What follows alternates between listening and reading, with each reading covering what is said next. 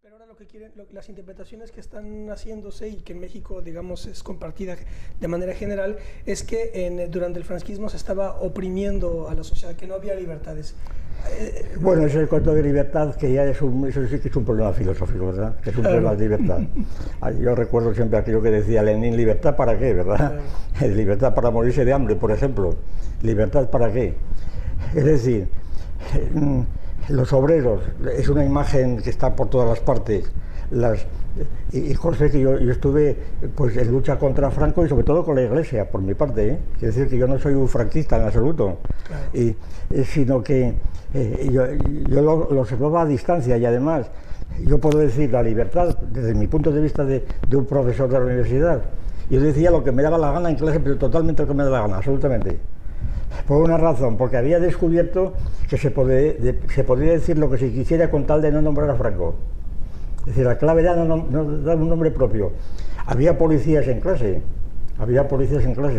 Esto está publicado. Gracia Noriega tiene un libro llamado Víspera de nuestro tiempo, donde describe cosas que yo no sabía, porque él iba también a clase. Entonces había unos policías y, según describe Gracia Noriega, cada vez que yo decía Marx, apuntaban raya, ¿verdad? Y entonces daban un parte que decía, ha citado a Marx dos veces, a Engels 3 y a Lenin 4, por ejemplo. Pero no apuntaban las veces que había citado a Aristóteles a tomar. No se enteraban. No apuntaba, pero... Sí, de hecho, me acuerdo que en la entrevista del 78 cuenta también una anécdota muy graciosa, que es que había muchos ejemplos de policías que le decían: oiga, me han dicho que ese es epicúreo o estoico, sí, ¿eso sí. que es masón o judío? Sí, eso a un alumno que le cogió la policía, me dijo: bueno, pero bueno, ¿qué? Y le dijo este alumno mío, que era un tipo muy majo, que estaba luego acabó de lector en Noruega, en Suecia. Pues le dijo: no, este es epicúreo. Este es epicúreo. Y entonces el jefe de policía llamó rápidamente al asesor y dijo: oye, dime lo que es epicúreo. Y dijo: epicúreo es el que se entrega a los grandes placeres, ¿verdad? Y entonces empezaron a correr la idea de que yo era una especie de habitante de la Dolce Vita, de corruptor de la juventud, bueno, un juerguista, ¿verdad? Era la cosa más alejada de mi carácter, pero bueno, así funcionaban las cosas. El problema es que se mantiene la interpretación, eso mantiene totalmente. Es decir, en clase, ya digo, la libertad es absoluta por una razón, porque precisamente en la universidad había un derecho de libertad de cátedra. Y eso, pues, las autoridades franquistas no se atrevían a impugnarlo, por las repercusiones que podían tener internacionales y demás. Y entonces, eso sí, si tú citabas a alguien, entonces te acusaban por otro procedimiento, pero si tú explicabas algo que te diera la gana, no pasaba nada, ¿verdad?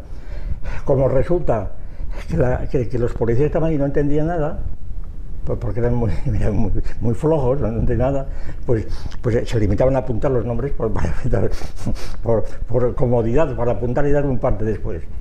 De manera que entonces, si a mí me preguntan: ¿usted tenía libertad? Absoluta, yo escribía lo que me da la gana. Luego, claro, para publicarla, hombre, pues tampoco tenía necesidad de publicar. Era también muy frecuente en aquella época, todos mis colegas pues presumían de tener en los cajones de su mesa guardadas grandes carpetas de grandes sobres que no podían publicar, ¿verdad? Nada, si veas la cara veías que eso era mentira. Y entonces, efectivamente, cuando acabó la transición famosa, no publicaron nada, ¿verdad? Era vacío completamente. Luego, después de la transición, otro dato muy interesante, que ya le he contado algunas veces, vamos, que tiene interés así retrospectivo. Cuando vino la transición en aquellos años, sobre todo en filosofía, empezaron a decir, se publicó el Tractatus de Wittgenstein, traducido por Tierno Galván, y entonces se ponderó cómo la transición había permitido por fin asomarnos a la filosofía de Wittgenstein. Es decir, que revolucionario era Wittgenstein, ¿eh? Y entonces yo le dije: bueno, pues mira, la filosofía de Wittgenstein, yo tenía mucha relación con Tierno en Salamanca entonces, y un día me dijo Tierno, por los años 50 o así, me dijo: bueno, España lo que hace falta es una propaganda positivista para sacudir a la clerigalia, algo así me dijo. Y dice, creo que hay un filósofo alemán, que no me acuerdo cómo se llama, que está en Inglaterra y que dice que todas las preguntas son cosas del lenguaje. Y digo, ¿no será Wittgenstein? Dice, sí, ese era. Digo, pues ahora mismo te bajo el libro. Y le di el libro de Tierno, sobre el cual tradujo eso el año 50. El año 80, todavía el año 70 estaban diciendo que Wittgenstein era la gran novedad. Hombre, pero díselo a tus alumnos, no me lo digas a mí, ¿verdad? Y me lo decían los propios, era una cosa vergonzosa. La impresión de que estaban descubriendo el Mediterráneo de cosas que llevábamos ya 20 años cuando se había, por ejemplo, esto todavía mucho antes en Zaragoza, en los años, para que se vea la estructura complejísima, el año 43, sí. El año 43, es decir, todavía no había acabado la guerra. Teníamos un seminario en Zaragoza con Frutos, que era falangista además, pero de una gran amplitud, era muy amigo de Lorca y demás. Pues este hombre nos hacía leer a Sartre, año 43, en un seminario, y a Heidegger, y yo me enteré del Círculo de Viena porque trató a un sacerdote catalán, el padre Roquer, a un cura típico, que nos dio unas conferencias sobre Carnap, sobre Neurath, porque había tenido mucho contacto con el Círculo de Viena. Yo me acuerdo que le pregunté, oiga usted, ¿y cómo me puedo enterar de esto? Yo le mando unos cuantas cosas para que se entere, y me envió efectivamente una serie de folletos que todavía los tengo en casa.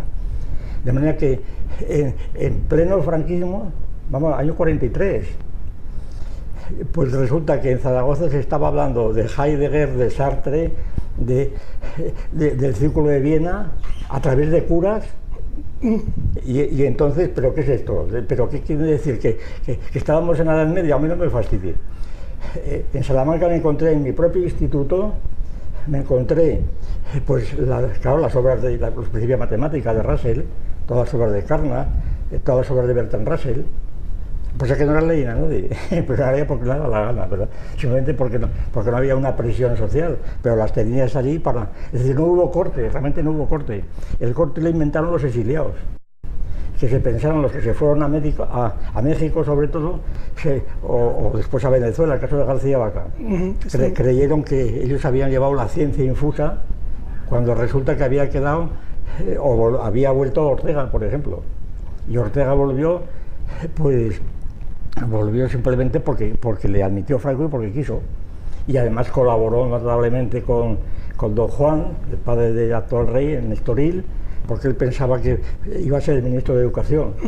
Y esto lo cuenta muy bien, ¿cómo se llama? Fernando Morán, en el maestro en el Erial, eso es.